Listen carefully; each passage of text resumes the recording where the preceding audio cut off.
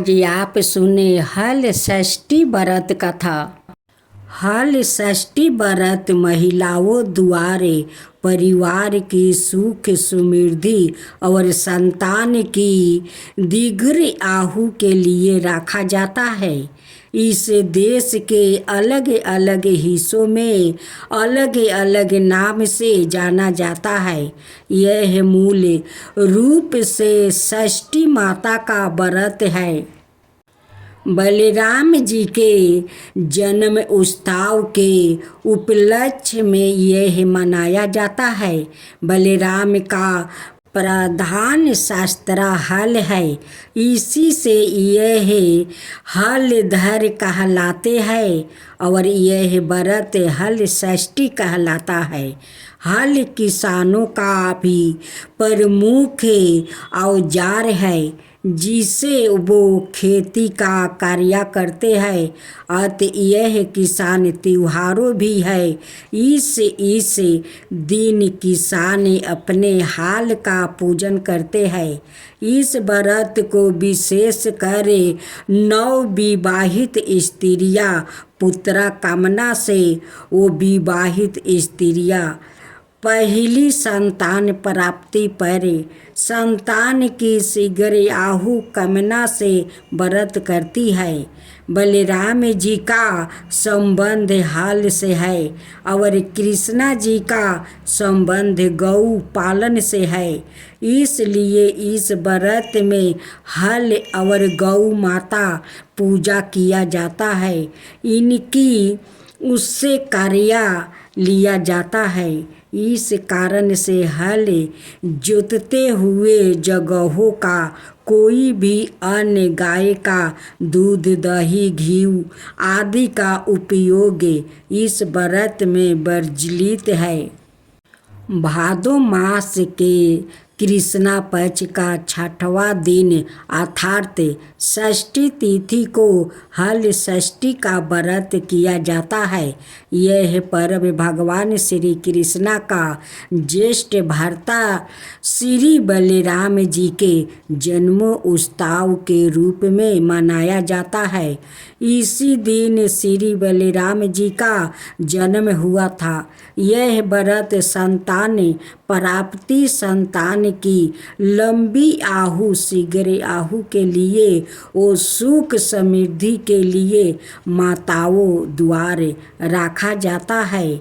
हल षष्ठी व्रत करने से संतान सुरक्षित रहती है।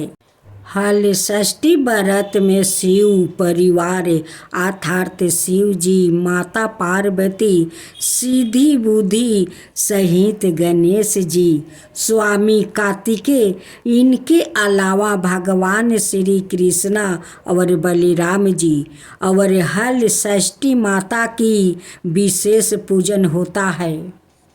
हल षष्ठी देवी कौन है, किसकी पुत्री और किसकी पत्नी है? हल षष्ठी देवी प्रकृति के छठे अंश से उत्पन्न होने के कारण ही इसे षष्ठी कहते हैं। बच्चों की अधिष्ठात्री होने से बालदा और विष्णु की माया होने के कारण यह विष्णु माया कही जाती है। यह ब्रह्मा की मानसी कन्या है। अतः मृत्तिकाओं में इन्हें देवसेना नाम से जाना जाता है। भगवान स्कंद स्वामी कार्तिकेय की प्राण प्रिया पत्नी होने के कारण यह स्कंद प्रिया कहलाती है। यह देवी बच्चों को आयु देने वाली, बच्चों की रक्षिका पोषिका है। योग बल के प्रभाव से यह सदैव बच्चों के समीप स्थित रहती है। इस देवी के संदर्भ में एक पुरातन कथा आती है। स्वयंभू मनु के पुत्र प्रिया व्रत हुए।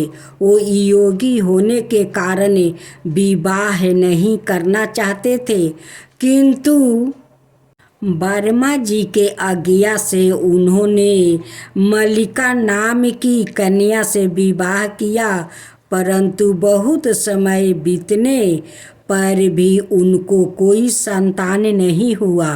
तब राजा प्रियव्रत ने कश्यप ऋषि को बुलवाकर पुत्रष्टि यज्ञ करवाया। यज्ञ अग्नि से एक चरु प्रकट हुआ, जिसे राजा ने अपनी रानी मल्लिका को दिया। उस चरु के खीर भक्षण कर रानी गर्भवती हुई, किंतु 12 बरस बीत जाने पर भी उनको कोई संतान नहीं हुआ। 12 बरस उपरांत रानी ने एक दिव्या सौरन कांति युक्त पुत्र को जन्म दिया, परंतु सबर सुंदर होने पर भी वो बालक जीवित ना था। इस पर राजा रानी दुखी हो गया। राजा ने अपने उस मरे हुए पुत्र को हृदय से लगाकर शमशान की ओर चल दिया। शमशान पहुंचकर राजा पुत्र शोक से दुखित हो रोने लगे। सवाई के प्राण देने को तत्पर हो गया। उनका सारा ज्ञान जाता रहा। तभी साहस उन्हें एक दिव्य विमान दिखाई दिया, जो कि श्रेष्ठ मणियों से निर्मित था। उस विमान में एक सुंदर मनोहर प्रसन्न वदन अश्वत्थ चंपा जैसी बरन वाली नौवाना विराजमान थी। उसे देखते ही राजा सब दुख भूल गया। अपने मरे बालक को पृथ्वी पर राखे उनके है किसकी पुत्री और किसकी पत्नी है। तब वो देवी कहने लगी कि हे राजन, मैं वर्मा की मानसी कन्या हूँ। मेरे पिता ने मुझे भगवान शिव जी के पुत्र स्वामी कार्तिकेय से विवाह करवाया है।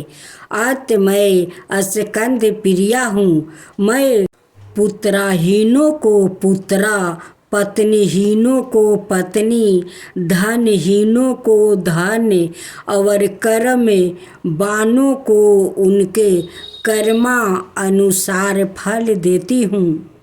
हे राजन, तुम ज्ञानी श्रेष्ठ कर्मवान हो, अत तुम्हें मेरा दर्शन हो पाया है।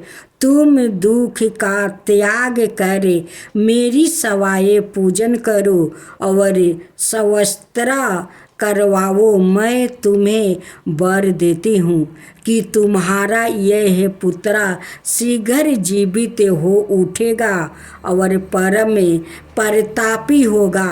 100 अश्वमेध यज्ञ करेगा।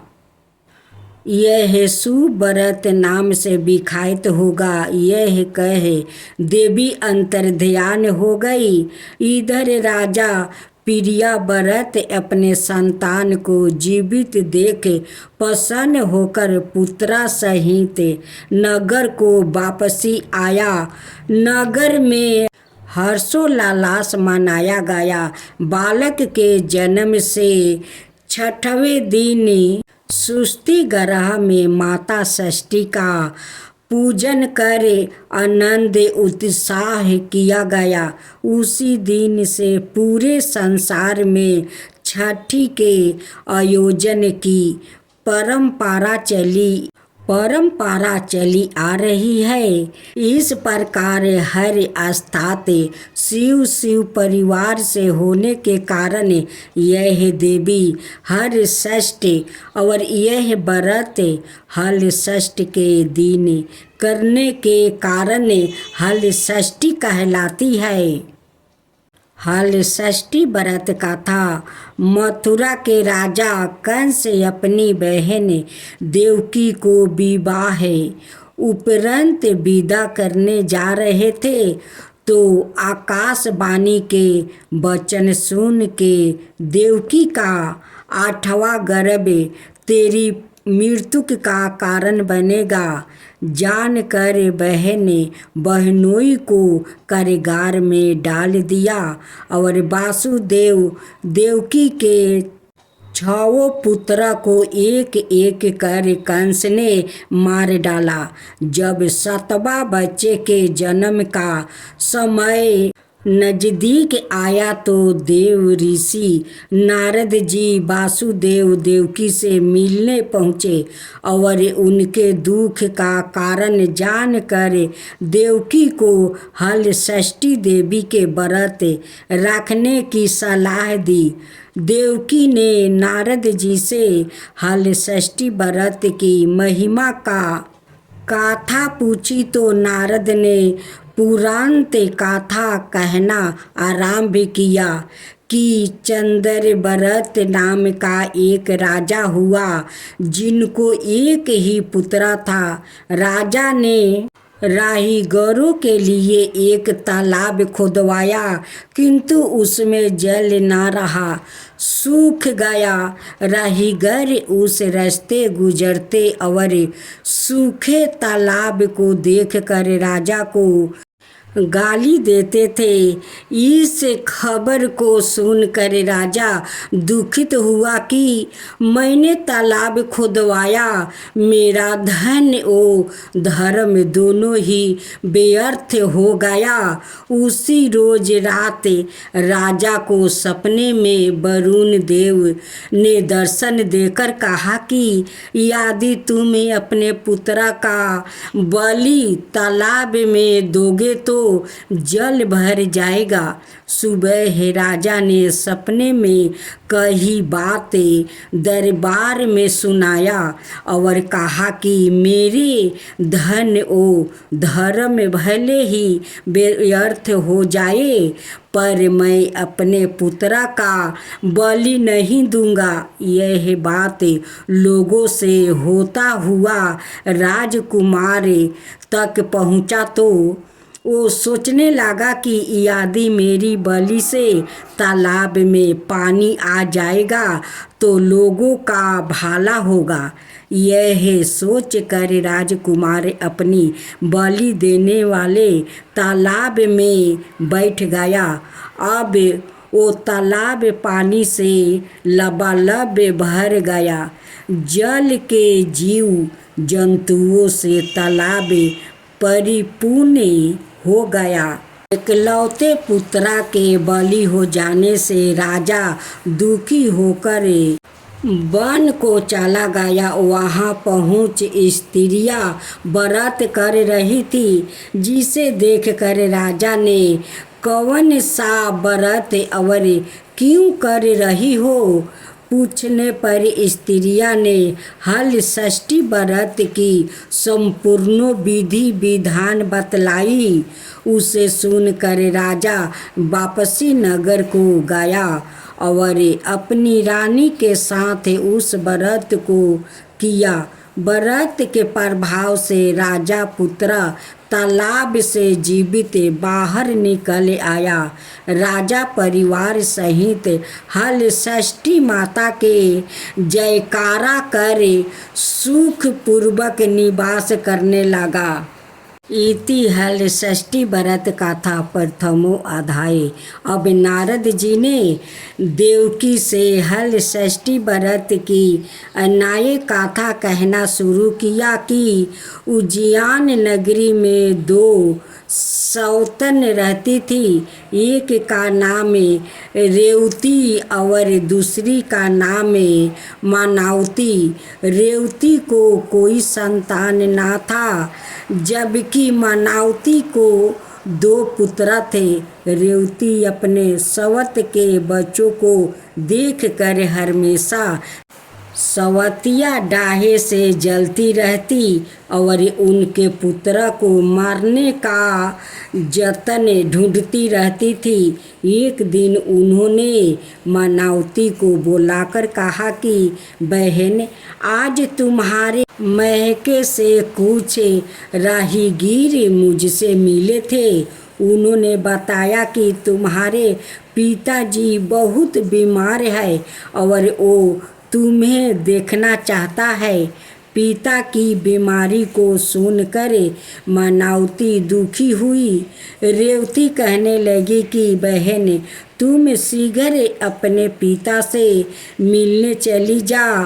तुम्हारे आने तक मैं बच्चों का ध्यान रखूंगी। सवत के बात को सच मान कर और अपने पुत्र को रेवती के हाथों सुरक्षित देखकर मनावती पिता से मिलने महके चली गई।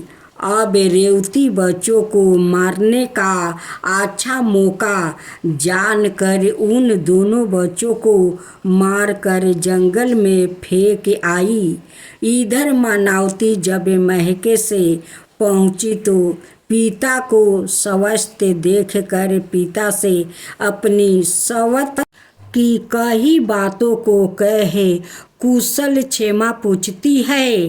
अब मनावती के माता पिता ने अनहोनी के संदेह से पुत्री को जाने को कहती है, किंतु मनावती के माता ने कहा कि पुत्री, आज हल षष्ठी माता का व्रत का दिन है, अत तुम भी पुत्रा की शीघ्र आहू की कामना से यह व्रत कर आज के जगह कल चली जाना। माता की सलाह माने मनावती पुत्रा की स्वस्थ कामना से हल षष्ठी माता का व्रत धारण कर दूसरे दिन अपने घर जाने को निकली। रास्ते में वही जंगल पारा और वहाँ अपने बच्चों को खेलते देखा। उनसे पूछती है कि तुम लोग यहाँ कैसे पहुँचे। तब पुत्र ने बताया कि आपके चली जाने पर हमारी दूसरी माता रेवती ने मार कर यहाँ फेंक दी थी कि तभी एक दूसरी स्त्री ने हमें फिर से जिंदा कर गई। अब मनौती को समझते देर नहीं लगी कि यह सब माता हल षष्ठी की कृपा से संभव है और माता की जयकारा करती हुई घर को गई। नगर में मनौती के पुत्र को पुनः जीवित देखे और माता हल षष्ठी की महिमा जाने सभी स्त्रियां हल षष्ठी व्रत करने लगी। अब सुने तीसरा अध्याय। एक बार राजा युधिष्ठिर ने भगवान श्री कृष्ण से अत्यंत शोक संताप भाव से कहा, हे देवकी नंदन, सुमित्रा अपने पुत्र अभिमन्यु के मरणोपरांत शोक संताप है। वो अभिमन्यु की भैरा उत्तरा के गर्भ से संतान भी ब्रह्मा स्तर के तेज से दर्द हो रही है, क्योंकि दुष्ट अस्थमा ने गर्भ को निस्तेज कर दिया है। द्रौपदी भी अपने 5 पुत्र के मरे जाने से अति दुखी है। अत इस महादुख से अत्यंत हेतु कोई उपाय बताइए।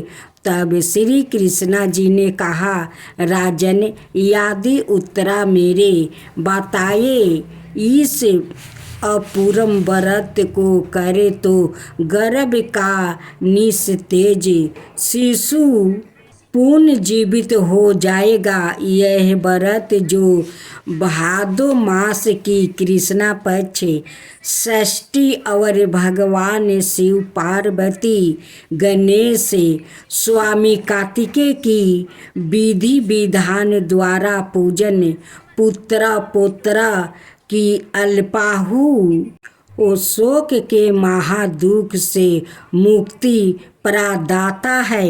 इस व्रत के संध भर में श्री कृष्ण ने राजा युधिष्ठिर को कथा बतलाते हैं कि पूर्व काल में सुभद्रा नाम का राजा था, जिनकी रानी का नाम सौरन थी। राजा रानी को एक हस्ती नामक पुत्र था। एक बार राजपुत्र हस्ती धाये माँ के साथ गंगा जी स्नान करने गया। बाल स्वभाव बस हस्ती जल में खेलने लगा। तभी एक ग्रह ने उसे खींचते हुए जल के अंदर ले गया।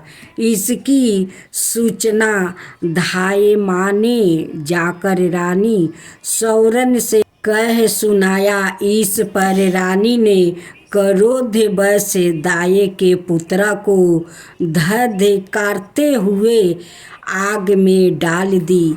पुत्र शोक से व्याकुल धाये माँ निर्जल वन को चली गई और वन में एक सुनसान मंदिर के पास रहने लगी। वन में से सूखा तृण ध्यान महुआ आदि जो मिलता खाती और मंदिर में विराजित शिव पार्वती गणेश जी की पूजन कर दिन बिताती करने लगी। इधर नगर में एक अद्भुत घटना घटित हुआ कि धाये माँ का पुत्र आग की भट्ठी से जीवित निकल आया और खेलने लगा। यह खबर पूरे नगर में फैलते हुए राजा रानी के पास पहुंचा, तो उन्होंने इस घटना के विषय में पुरोहितों से पूछा। तभी सौभाग्य से वहाँ दुर्वासा ऋषि पहुँचे। राजा रानी ने ऋषि का पूजन कर धाये पुत्र के जीवित हो जाने का कारण पूछा, तो दुर्वासा जी ने कहा कि राजन, आपके डर से धाये जंगल में एकांत होकर व्रत की। यह सब उसी व्रत का प्रभाव है। अब राजा रानी सभी नगर वासियों के साथ दुर्वासा जी के अगुवाई में उस जंगल में धाये के पास उस व्रत के विषय में अधिक जानकारी पूछा। तब धाये ने कहा कि राजन, मैं पुत्र शोक से दुखित होकर यहाँ रहने लगी और यहाँ व्रत ग्रहण कर भगवान शिव पार्वती गणेश जी स्वामी कार्तिकेय का पूजन कर सूखा तृण ध्यान महुआ आदि खाकर रहने लगी। तब रात को मेरे सपने में शिव पार्वती के दर्शन हुआ और तुम्हारा पुत्र जीवित हो जाएगा वरदान दिया। अब रानी ने व्रत की विधि विधान को पूछा, तो दुर्वासा जी ने हल षष्ठी व्रत की संपूर्ण विधि विधान बतलाया। राजा रानी ने हल षष्ठी व्रत की महिमा जानकर व्रत को किया। व्रत के प्रभाव से राजा पुत्र हसित ग्रह के चंगुल से छूट कर खेलते हुए नगर आया। अपने पुत्र को पाकर राजा रानी खुशी हुआ और धाये भी पुत्र के साथ प्रसन्न होकर निवास करने लगी। वही बालक हस्ती आगे चलकर परम प्रतापी हुआ और अपने नाम से हसीनापुर को बसाया। इस प्रकार भगवान श्री कृष्ण ने युधिष्ठिर से हल षष्ठी व्रत की महिमा का ज्ञान देते हुए कहा कि हल षष्ठी व्रत कथा पहले नारद जी से सुन। मेरी माता देवकी ने इस व्रत को सबसे पहले किया, जिसके प्रभाव से उनके आने वाले संतान की रक्षा हुई। अब भगवान श्री कृष्णा से सुने युधिष्ठिर ने इस व्रत को उत्तरा द्वार करवाया। व्रत के प्रभाव से उत्तरा का अश्वत्थामा द्वार नष्ट हुआ, गर्भ पुनर्जीवित हो गया और प्रसव पश्चात बालक का जन्म हुआ, जो कालांतर में राजा परीक्षित नाम से प्रसिद्ध हुआ।